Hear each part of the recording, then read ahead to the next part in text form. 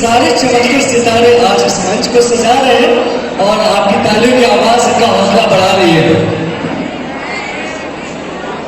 और ये तो हो गए रिश्ते वाली कर, ये हो गई इस तरीके अभी तालियों की आवाज आती रहनी चाहिए और इनका हौसला अफजाई करते रहिए।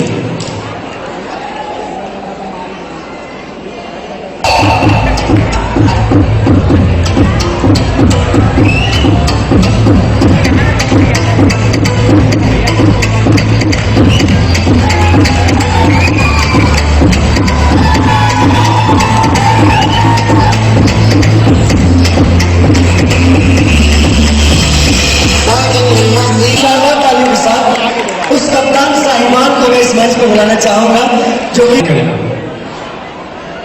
मैं डॉक्टर विभव आशीष सर से भी, जो कि हमारे शहर के सबसे जाने माने समाज सेवी भी जाने जाते हैं और साथ ही साथ एक बेहतरीन किड्स डॉक्टर भी जाने जाते हैं, तो उनका भी मैं चाहूंगा कि एक बार सर आप इस फोटो फ्रेम में आ जाइए। डॉक्टर गर्ग से भी मैं रिक्वेस्ट करूंगा वो भी इस फोटो फ्रेम में आ जाए और बहुत बड़ा हौसला अफजाई होगा इस होनहार छात्रा का हमारे शहर का नाम आगे चल गई है और भी सर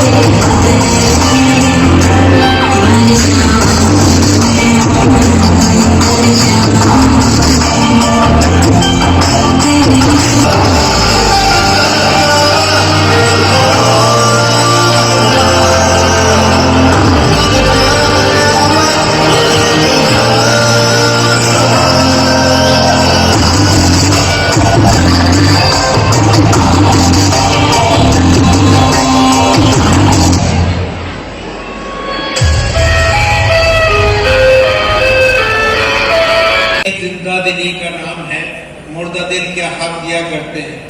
तो मैं सबसे कहूँगा कि ये प्लेटफॉर्म है, सेल्फ मोटिवेशन से आगे बढ़िए और हर इंसान वो सब कुछ कर सकता है जो कि एक बड़े से बड़े अचीवर भी किया है। मैं एक छोटी सी स्टोरी आपको बताना चाहता हूँ। एक गांव में एक बच्चा था, जब वो पैदा हुआ तो उसके फादर की डेथ हो गई। तो लोगों ने कहा ये बच्चा मनहूस है। उसके बाद उसके एक भाई था, वो बीमार हो गया, मर गया, तो लोगों ने उसका नाम रख दिया मनहूस। जब वो बड़ा हो गया पूरे गांव वाले उसको मनहूस कहने लगे। फिर वो, लेकिन माँ के लिए कोई बच्चा मनहूस नहीं होता, उसकी माँ ने उसे पढ़ाया। लेकिन उसने ये कहा कि आप अगर मैं इस गाँव में रहूंगा तो मेरे साथ कोई काम नहीं करेगा क्योंकि मुझे मनहूस मानते हैं। उसको पता चलेगा मनहूस के क्या मायने होते हैं। तो वो कलकत्ता गया और जाके उसने काम ढूंढना शुरू किया। एक होटल में उसने रिक्वेस्ट की होटल के मालिक से कि मुझे किसी भी तरह का सफाई का काम दे दीजिए, मैं करूँगा। उसने कहा तुम पढ़े लिखे लगते हो।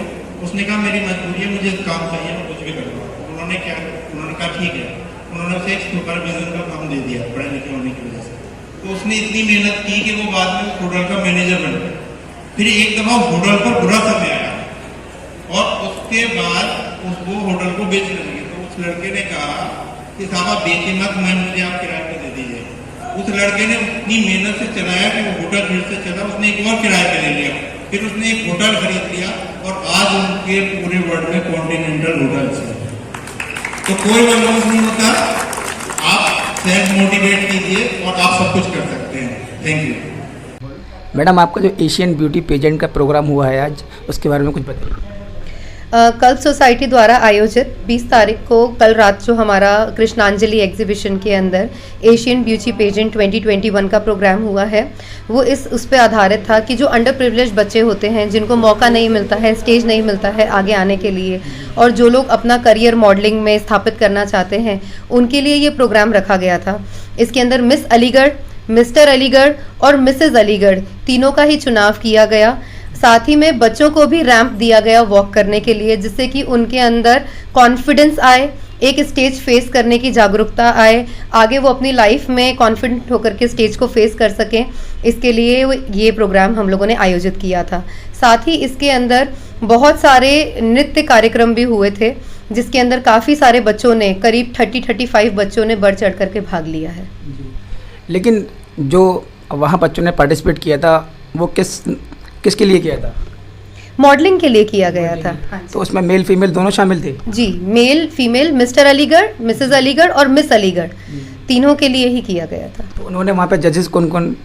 हमारे यहाँ पे जजेस टाटा मेमोरियल बॉम्बे हॉस्पिटल की psychologist doctor Shilpa Majumdar ma'am, और हमारे सीनियर मोस्ट अलीगढ़ के एनेस्थेसियोलॉजिस्ट डॉक्टर आशीष मित्तल सर, और चंडीगढ़ की ब्यूटी पेजेंट नैना मल्होत्रा जी जो प्रोफेशनल मेकअप आर्टिस्ट है, और माइंड राइजर इंस्टीट्यूट की डायरेक्टर मिसेस सिमरन अरोरा, यही चारों जजेस रहे, और उन्होंने बहुत ही ऊंधे लेवल पे बेहतरीन जजमेंट दिया है। तो वहाँ पे आपके अचीवर्स कौन कौन थे? मिसेस अलीगढ़ के अंदर हमारी विनर रही हैं मिसेस अंजलि, और रनर अप के अंदर हमारे रहे हैं सारिका, और मिस के अंदर हमारी विनर रही हैं हिमांशी उपाध्याय, और मिस्टर में हमारे विनर रहे हैं राहुल राघव, और रनर अप रहे हैं यश सैनी।